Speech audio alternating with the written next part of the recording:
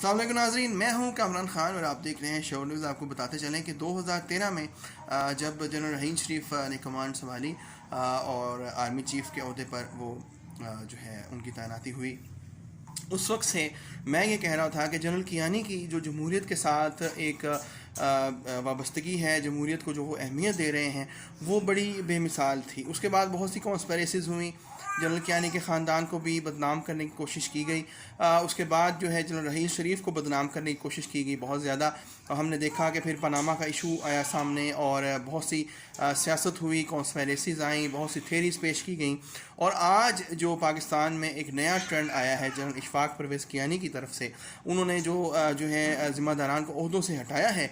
पाक अफवाज के, पाक रेंजर्स के जो लोग तैनात थे सिंध में, जब ये वाक़या हुआ कैप्टन सफ्दर की जानिब से जो हुल्लड़बाजी की गई, जो कि बिल्कुल एक जो है नॉन एजुकेटेड पर्सन, एक गैर तालीम याफ्ता बंदा होने का उन्होंने सबूत दिया कैप्टन सफ्दर ने बिलाशुबा।